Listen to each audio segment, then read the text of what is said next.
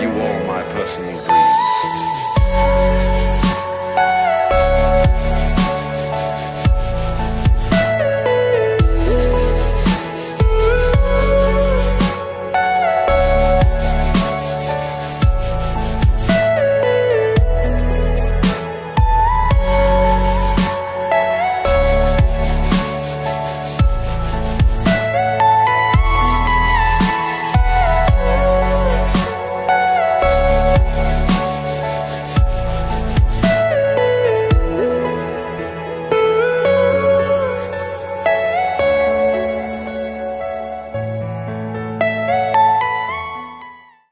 It up, you're making it up. And tell Joe, don't rush, right? Right. That's exactly right. Yeah, he's not. Enjoy his life. Yes. Enjoy your life. Wow. Guys, now you have no interest in getting married again. No interest, and you're going to go to Italy. Yes. Now, is there any plans of doing anything special there? Phil, I don't want to ruin this, but you're not thinking about getting married in Italy, are you? No, I don't surprise on things like that. That's another thing that being married has taught me. You don't ever want to surprise the bride. Because we need to be ready. Yes. On that, there's other times to do surprises. That isn't one. That's not one. Okay, gotcha. See, Kim, I cleared the road for you, girl. Now, right, moving forward, you said you have Edwin. When was the last time you seen Edwin, Phil? Probably about this time last year at a football game. But I'm getting ready to see him again in about 2 weeks. His oldest son, my godson, is getting married, and we're flying out to Southern California to be in the wedding.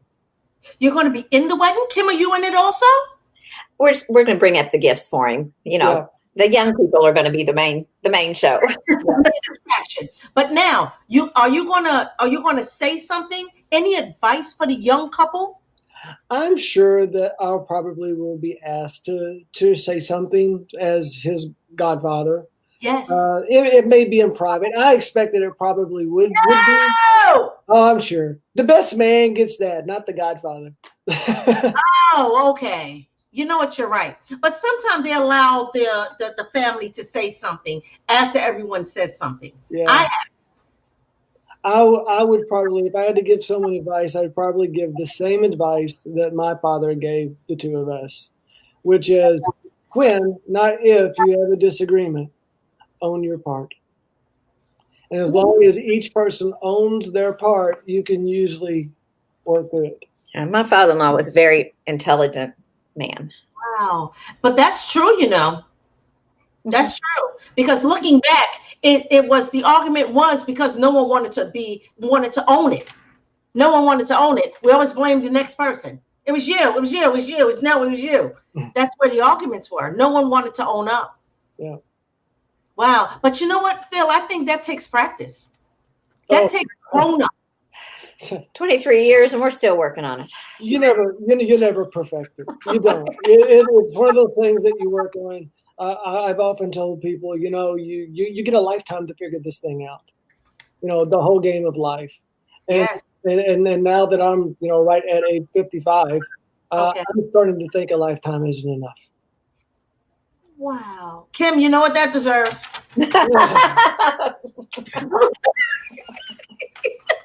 That's beautiful. Beautifully said, Phil. You just Mr. Romanticize all over, aren't you? I've been accused of a lot of things in my life. That ain't never been one of them. Hey, Phil. You see, Phil, Phil, you're going to own something before we come off the show. Yeah, I'm going to own my part. It's your part, Mr. Romantic. But not to everyone else, to Kim. I can't give it to him. Now, right? Now, so and Scott, Skip, what is it that you do? Do you do any speaking to maybe men?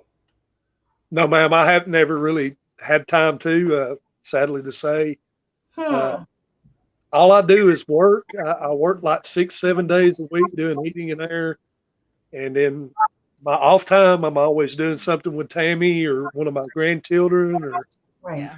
Oh, she does all the gospel. Okay. All right. All right. Gospel, and she's Okay. married people, and Yeah. she's started marrying the last couple. Yeah, I have a wedding business. It's always and forever weddings.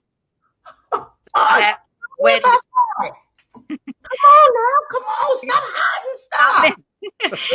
It's really I guess it's really amazing because you meet so many different people and so many different couples from so many different walks of life. Yes. And you meet them, and some of them we've had those that come from Germany and India and all over. Just they come here and they'll call me up and I'll go and meet with them and they'll tell me different things about their life. And everybody comes from different walks of life, and you meet somebody, you know how you get that first impression, but sometimes that first impression, it really isn't always right because you don't know what that person has been through or what's brought them to that stage of their life. Right. And I've just met so many different couples. Right. And it's, But see, we're not there to judge either. That's right. That's right. We just going on whatever they're bringing out, the energy. That's all it is. We're not there to find out, what happened behind. We're not interested in that. We want to know what's going on now. Right. That's right. Oh, that's amazing. Amazing. Yeah, we got to talk more about that. Now, whoa. Now, I want to know the $1 million question. What do you wish someone would have told you about marriage? Tammy? All the compromise. The compromise? There's a lot of compromise. To be with somebody, I guess, no matter if you're married 31 years or 10 years, regardless of how long you're with somebody, you got to be willing to accept that person for everything that they are and any baggage they bring along with them. You have to be willing to accept them and not try to change them, because a lot of people have this idea when they go into something, I can change him. I'll change him. He's going to do it.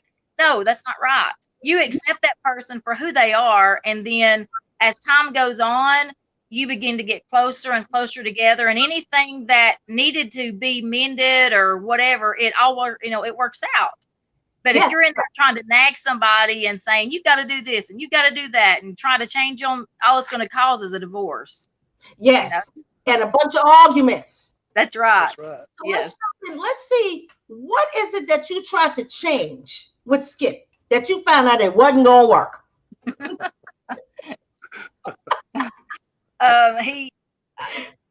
We all try it. We all do. It. It's only human. I don't guess I really tried to change it too much. I kind of accepted it, but he had a bad temper. He used to have a bad temper where he was quick to, just really fast to do that. And it was just, that's the way he was, because he's back then he was a lot harder man than he is now. Yes. He was a lot quicker to jump to the conclusion real fast. And so most of the time I would sit back and just let him say what he wanted to say. And then when he calmed down, then we would talk about it.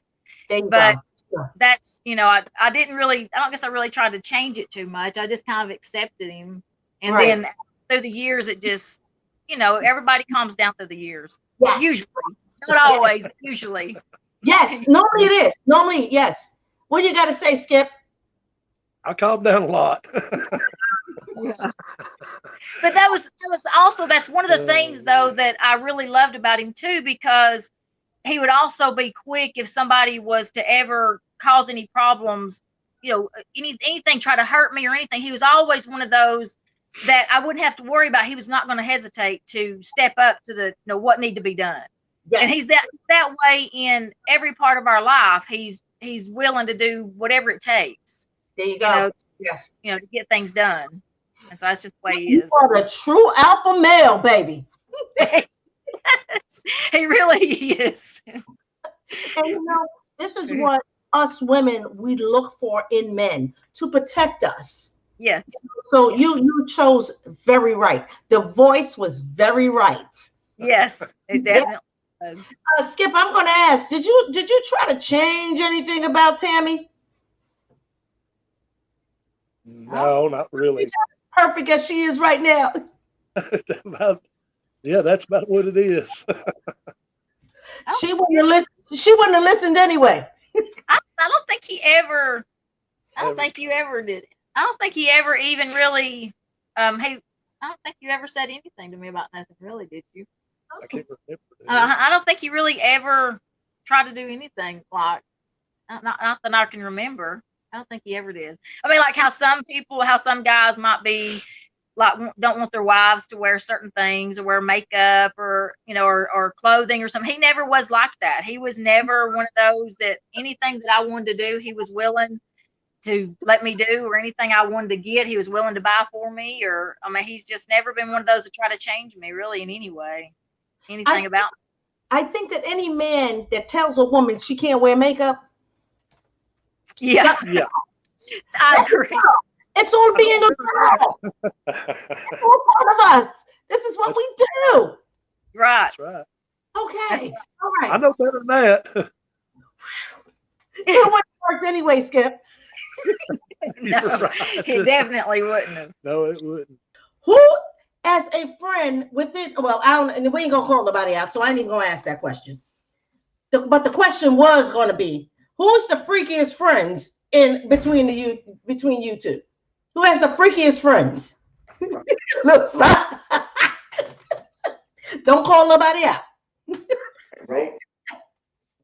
Don't call nobody out. No. I asked that. Oh my God. What is your favorite pastime, Lori? My favorite pastime would be reading. Okay. Yeah, Kendall. Television shows. Sorry? It's watching television shows. And watching television shows. Come on, man. So she's asking me what my pastime is and how I feel about what my You have a TV set. You have So I dinner, would- you I have would- breakfast, I would you say have it's lunch. reading. Thank you. Reading. Yeah, Reading is only when you go to bed. reading. Reading. Oh, no. I've been, What's your favorite pastime? yeah, what is Well, me? yours? Yes. I like to be outside walking, some kind of physical fitness thing. That's what I like to do. Oh, okay. Lori, do you do the physical fitness thing? Yes. Oh, nice. So you two work out. Yes. Yeah. Yes. So when I come, this is some of the itinerary. Okay. Eat, work out, Yes. and look at TV.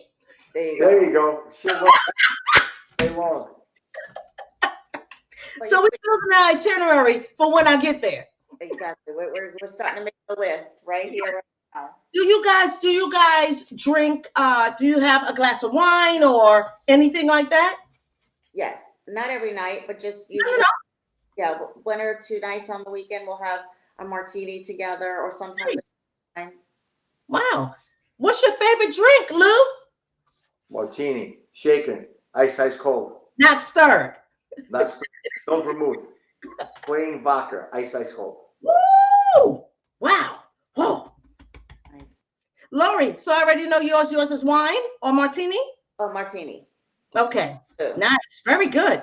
Now, I didn't ask this, but what was one of your struggles when in your relationships? What's one of the struggles that you haven't gotten over, but you're still working on it? Well, it has to be my work situation right now. Yeah. Yeah. So it has to be like right now, I'm doing a lot of projects, like entrepreneurial projects and startups and so on and so forth. But the struggle is that, since I left the other practice and everything, is to get reestablished in another career similar to what I did in finance or whatever, and get established in that more so for both of us. So now, what did you do in finance? I owned a financial services company. Okay. Like So you're trying to get back into that? No, I didn't want to get back into that, but I do like to create, like I create food. I do like to create new companies. I do like to create a sales team and get that company off the ground if it's already being built, that kind of thing. Like get involved with a startup angel company where he could be, because Lou could sell snow in the winter. I mean, in a second. Really? Yeah. So our struggles have been that hasn't happened yet. So, Okay. Yeah. So what would you like to see? If I was to say, Lou, I'm your fairy godmother, tell me what you want. I need to know who, what, when, where, and why. Well, I would like to be involved with creation of, even if it's a company that's maybe 500 plus employees, it could be that small. It doesn't have to be just me and the CEO, which I'm helping out right now with a particular situation. That they need my expertise to take them to the next level. What is your expertise? In sales, Okay. management, things like that. So taking a product that, let's say a software package, and it's something that's innovative, but the company needs that sales guy to look out of the box, get that to the next level, to get that out there so people would buy it. Oh, nice. Nice. Yeah. And it's for any company that's doing, does it have to be in particularly innovative? No, it could be, it could be sneakers. Okay. All right. Food. Doesn't matter. Sales, the whole thing about selling, the way I do it is, and it's the right way to do it, is once you find the need, that they need this particular object, style, whatever it's going to be, a food, and once it's there, that's it. It's sold. Then you just take it to the next level. It sells itself. So your niche would possibly be food. Maybe. Yeah. Food. Maybe. What you need to really grasp exactly the industry that you want. Is it cars? Is it? I need to know exactly, Lou, you help this one do this. Yeah. I don't. What is it that Lou does? Want something. But it could be. The problem is, it's sales. It's a sales originated type of thing. But what you want software, maybe. Maybe it could be healthcare. It could be healthcare. People always want to know my secret for being energized throughout my busy day. But little do they know, my secret comes in this little convenient pack right here. And guess what? It's inexpensive, and it doesn't give me the jitters like most coffee brands do. 2 minutes, Miss Peppers. Thank you. Look, I gotta go. I can't promise you a fabulous day, but I sure can promise you that you'll have a great cup of coffee. Just tell a Pepper Cafe that I sent you. And this was setting him up for his senior year. So there was disappointment. And I know that we're not alone, that we're not unique in that way. Kids are missing out on graduations, people being in quarantine. It's continuing on. I really believe that one of the big things about the times that we're living in right now is a lot of stress and anxiety. And it's led to everything from civil unrest all the way through mental illness. Yes. And, it's things like that. Those are the things that are pressing right now. Yes. Because my daughter graduated this year. But didn't get a walk. Right. We didn't. It's as if we waited this long. And then. Right. Exactly. That's right. This has never happened in any year. Anything. This is the first time for us. And I know we as parents, I took it hard. Yeah, because you've looked forward to this day, and, yeah. And it was the biggest letdown, even though she still graduated. Exactly. Right. But you wanted the gown and the. Yes. Yes. They send the gown. Right. Right. But it's not the same. That's right. It's not the same that walking down the aisle and that walking across the stage. Exactly. That's the time we will never forget. Like your first marriage, your second, your third. Yeah, I like that. But yes, I'm with you guys with all this quarantine. I get it. And this is where I had spoke at one time where I was speaking on mental health. It's starting to come out more now because of people staying alone. Some people don't have anyone and they're just alone. And no one wants to hug anybody anymore. No one wants to kiss. No one wants to do any of that anymore. What we as human needs to have that connection. Yeah. Exactly. I have a 90-year-old father that's in a nursing home right now, and I haven't been able to see him since March. So, like I said, not unique. Everybody is dealing with this. Right. But I think there are a lot of very long-term effects that we're going to see from this, unfortunately. Oh, absolutely. Yes. And we'll hear about it years to come. And it's all blamed because of this. And oh God, Phil, I just don't want to get into it. I know, right? Because it's an ongoing cycle right now. And we're just tired. We're tired. I know I'm tired of that damn mess. Okay. Right. Ready for it to be over. So that bleeds into, a lot of, because I fight anxiety anyway. Yeah, So, with something over your face. Yes. We've always had that. Now we have to wear it. But what are we going to do? What are we going to do? But just as long as your son is okay. And now I can understand what happened with Kim, with your disagreement. It had nothing to do with you, Phil. not really. She was just having a moment. That's it. Like all you say, it's not what happens to you, it's how you deal with it. How you do? Yes. Yeah. Yes. So true. So true. What did you guys learn about marriage? What did we learn about marriage? Well, you know what? What I should say, I will go to Skip with this one. What did you learn after the few times, the hiccups? What did you learn? Well, you just have to always keep a clear mind and, and kind of go with the flow, so to speak. I mean, sometimes it might not be the right decision, but it's not my decision to always make. There you go. There you go. We kind of always talked it out. Everything we ever done, we kind of talked it out. And once we talked it out, we made a decision together as a team. And that's where it's been. Would you tell that to folks that are just getting married and you let them know that we don't know? There is no book written about this is going to happen. There's no instructions on being a good woman and a good man in a marriage. That's true. I do. Whenever I talk with my couples, I actually tell them, because a lot of them are young. Some of them are our age, but most of them are young, are young, never been through it before. And they go into it with this, thinking everything's going to just always be great, and I tell them right off, look, it's not about the day that you get married. It's about the day after and the day after and the day after, and you have to be willing to just, to talk about things and accept everything, accept what the other person, how they are, what they bring. And, a lot of kids, I say kids because they're in their 20s, most of them. They're kids. So they're kids and they just are all caught up in that moment of getting married and not thinking about the next and the next day. And so I try to tell them, and because some of them go through like premarital counseling with me. And so in premarital counseling, those are the things that we talk about, is like things that they don't ever think about, finances and because a lot of the reason why people get divorced is over finances and, believe it or not, over sex. That's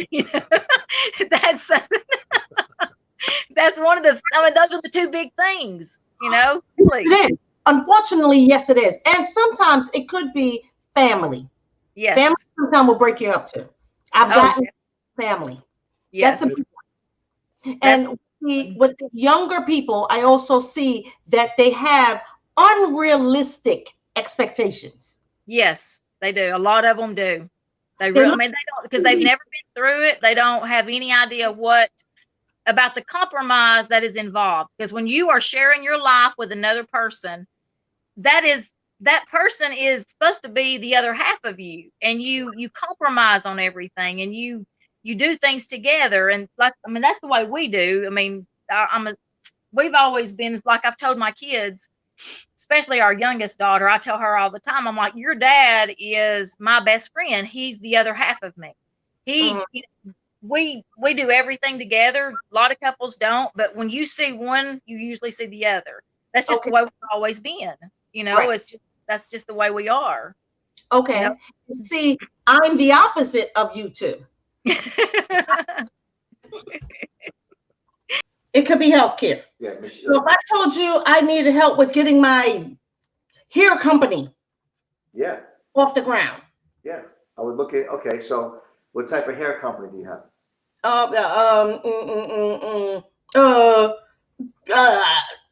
Weaves. Hair weaves. Okay, so now we have to find out who the client is for hair weaves. Okay, my clients would be mainly women. Right. So it's women, and you have age group, or it doesn't matter. It could be anybody. Oh, that doesn't matter.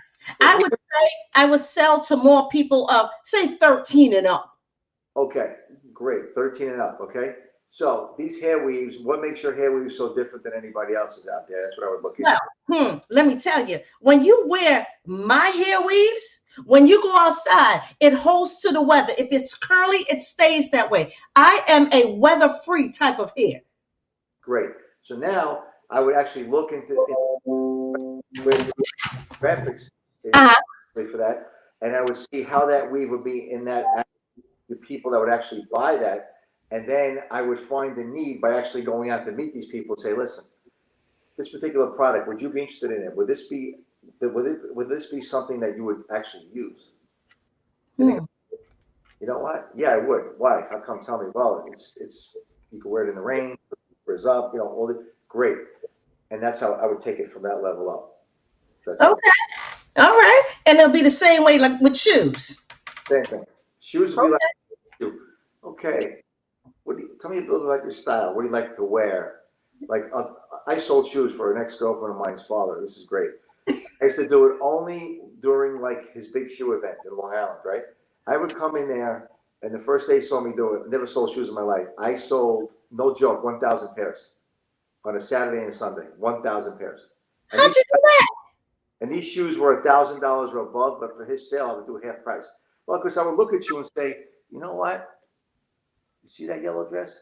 Yeah, but I want those shoes. I go, all right, put those on. What do you think? She goes, no. I said, watch what I have for you. You try these on. And they'd be like, wow. I was, let's see. It's important to say the age when you 20.